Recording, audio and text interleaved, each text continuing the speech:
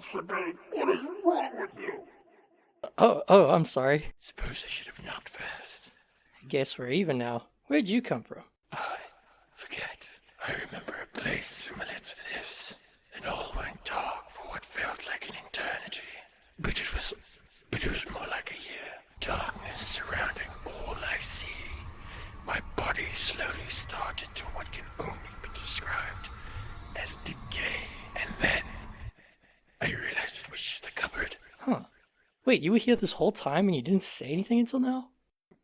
Surprise. Well, alright then. So do you have a name, or... I had a name. Once. You have no clue, do you? Not a damn one. Well, maybe one of them can name you. Oh, you mean the viewers? We're getting off track here. It's nice to meet you, whatever your name is. Likewise. But... I kinda have a show to do. Why don't you just go sit over there and be quiet, alright? Oh, right. Got you. You won't even know I'm here. You've got this, pal.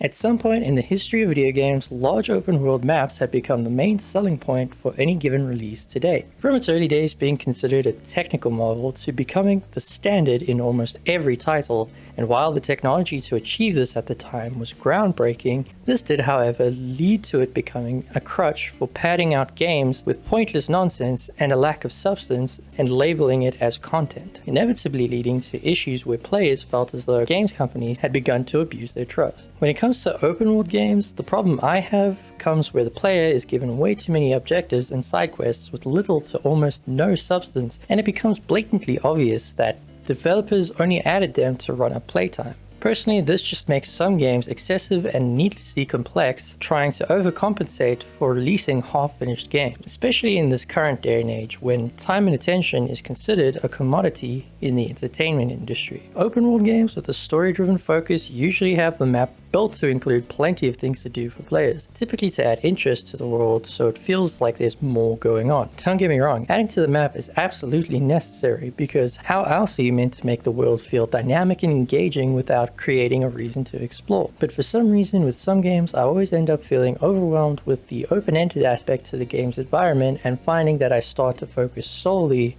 on the main storyline, eventually leaving me inclined to rush through everything. And this is because despite being allowed to prioritize the main objective over exploration, it tends to break my immersion in some cases. Games where the main storyline often has an impending sense of emergency to the plot, and usually time-sensitive situations where the main character must react within a certain time frame or the story doesn't quite make sense. The protagonist could be in a situation where they are forced to react to imminent danger, but the player has free reign to ignore this and spend literal real-life days screwing around with side quests only for the main story to pick up as though this never happened. Failing to react appropriately to the situation removes the consequences from the supposed threat and thus can ruin the impact of the narrative, sometimes the player being able to break the narrative, or in some cases forced to due to a lack of progression in skill or leveling. It can start to create an experience more akin to doing chores rather than playing a game. Personally, I play games to have fun with it and enjoy the time that I have, and sometimes even to de-stress from day-to-day troubles. So when the thing I do to forget my troubles starts to resemble a whole new set of troubles, it tends to only make things feel worse than when I started. Lately, I've been finding myself feeling guilty over dropping games halfway through simply because of this. And while I understand this is more of a me problem, I have noticed this happening more often than not with big open world type games these days. So when I found myself going back to the world of Watch Dogs again, I decided this time I would allow myself to drink in as much of the world as possible and take the time to actually complete the game. And what I found is that Watch Dogs actually managed to work around these issues in some interesting ways.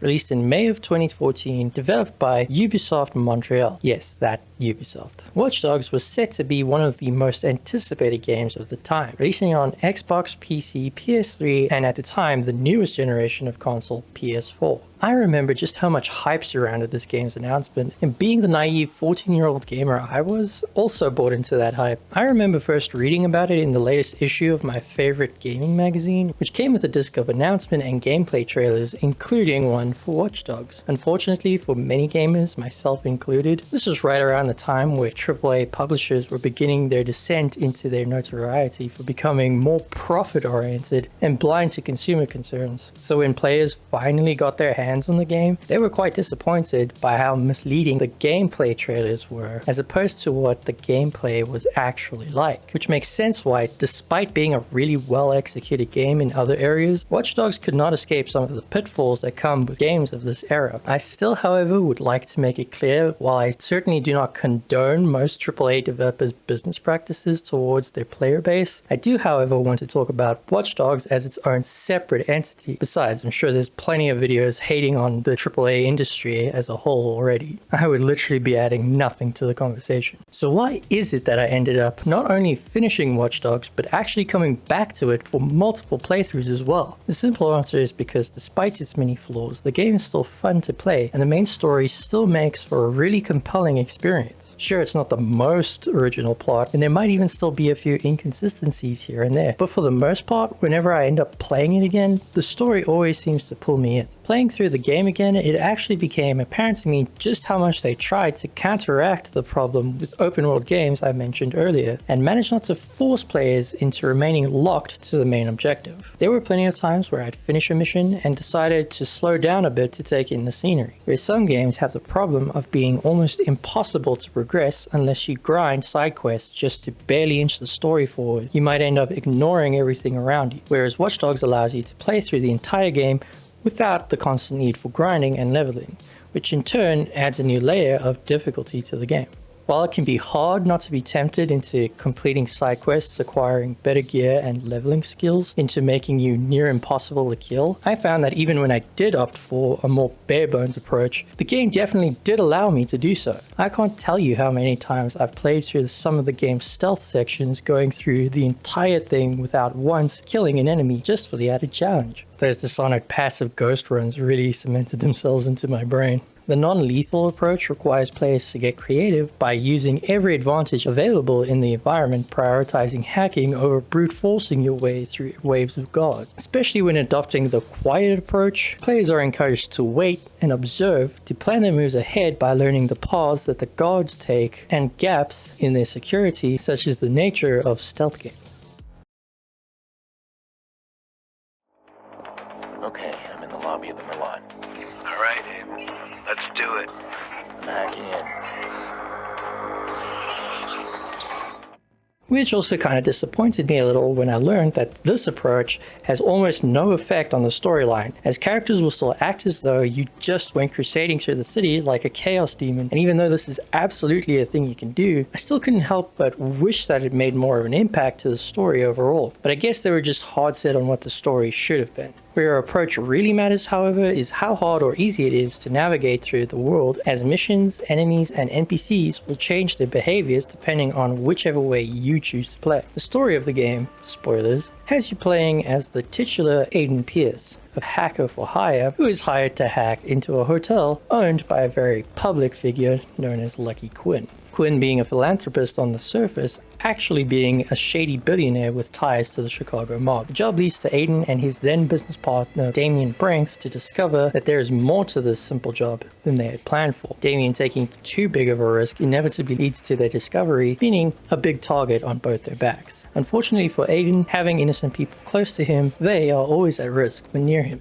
Living a nightmare scenario, his niece Lena is caught in the crossfire, ultimately leading to her untimely death. Aiden as a character is someone who struggles to let things go. He will stop at nothing to achieve his goal, and while this makes him really good at what he does, it also means he is more than capable of manipulating even his loved ones into giving him what he wants. This of course creates a rift between him and his remaining family in the form of Nikki and Jackson Pierce. Aiden's lifestyle, coupled with the trauma of being responsible for his niece's death, means that he is forced to distance himself from them in order to keep them safe, but even this was not enough to keep them out of the line of fire.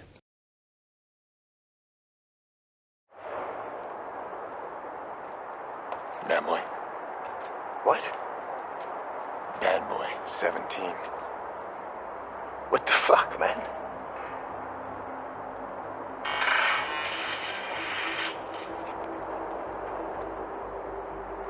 Bad boy, 17. Clara. The game has so many complicated layers to it, and with that, multi-layered and complicated characters as well. Two of my personal favorites being Clara and Raymond Kenny. Clara being a notorious hacker in her space, and while she's involved in a very dark world where the worst of humanity is ever present, Clara somehow manages to remain a positive presence in Aiden's life. She's not without her demons and secrets, but there's just something to be said about how punk rock it is that she's a kind person despite the world not being a kind place. And I feel like we could do with more people like her in the real world. The same could be said about Raymond Kenny, also known as T-Bone. Having a large hand in building CTOS, Kenny saw the potential for Bloom to abuse their new system. Unfortunately, despite his best efforts, he was unable to prevent the worst from happening. While he is something of a wild card and definitely a cynic, Kenny's willingness to do the right thing and fight the good fight against the powers that be makes his edge almost charming in a way. Dude could have just lived out the rest of his life as a random hermit in a junkyard, making 6 sculptures out of scrap, and even when Aiden kind of ruins this for him, instead of being petty, he understood that this was way bigger than him.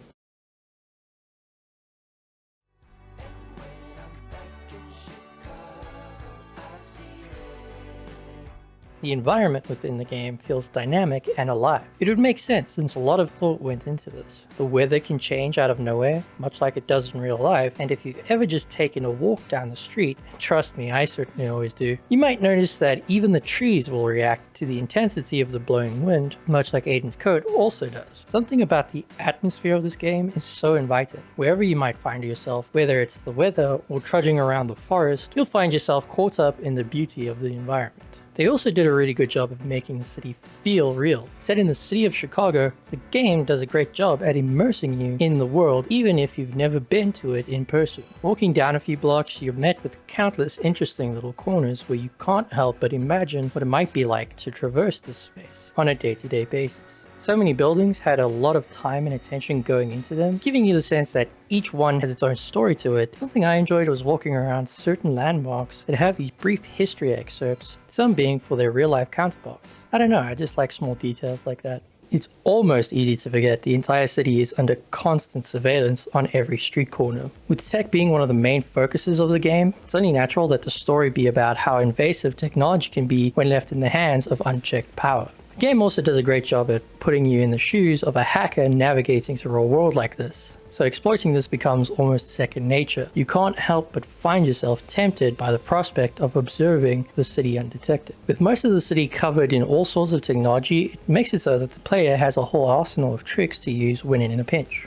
For example, the game often has you in a car chase section where either you have to eliminate the target, in which case you can utilize steam pipes, blockers, or even traffic lights to immobilize vehicles, or in cases where you're the one being chased and need to avoid the enemy. This could mean using bridges to cut off the pursuit, or using blackouts to avoid the same obstacles being used against you this time. Even when moving through places like Pawnee, meant to be off the grid, you still find that Bloom has its reach in every corner of the map, thus making the environment part of your repertoire. When taking a second to appreciate this part of the map, I love just how well they managed to make it feel as though that this is in fact a small town outside of the city in some remote location. One thing I also observed through playing the game, how the rogue organization DedSec were a lot more of a background presence than in the second game. The only times you know they exist is when they're directly confronting Aiden during the final act of the game, or when hijacking broadcasts. The only other times they've made their presence known is when you're actively looking for them, like some of the objectives giving you access to audio logs from members, or through various spots in the city where they've defaced Bloom's advertising posters, which made for a fun little Easter egg hunt. Some of my favorite examples of the game's environments lending themselves to gameplay mechanics were the Bloom facility in Pawnee and Rossi Fremont, where each area allows for a dynamic approach to traversing, with the map well designed for stealth or combat, providing points of access both literally or through means of enemy placement. This allowed for a more strategic mindset when going through each mission. That and it's just really fun to eliminate all the enemies surrounding the area using hacker shenanigans.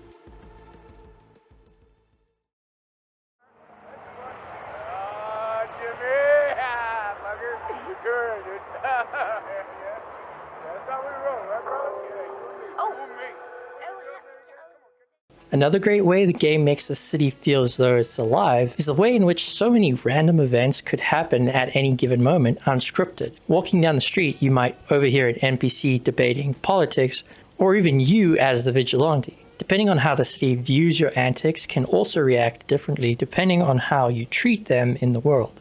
With the weather affecting the environment as well as it does, it gives an added layer to the look and feel. When it suddenly starts to rain, NPCs will put out their umbrellas and will start walking differently even if they don't have shelter from the rain. Despite not being entirely necessary, it adds so much to the atmosphere of the game that even if you've played it to death, you might just come back to play it just to take a stroll and enjoy the city as it does its thing. Almost every facet of the game encourages the player to move through the world as they choose to, while also reminding them that there is more than one way to approach it. This in turn allows the player to discover all the map has to offer naturally, without constantly barraging them with side quests to force them into exploring more. The same can't be said for everyone, but I certainly enjoy those quiet little moments between missions, where you might discover a spot on the map you haven't seen before, making for a fun, almost cinematic interaction.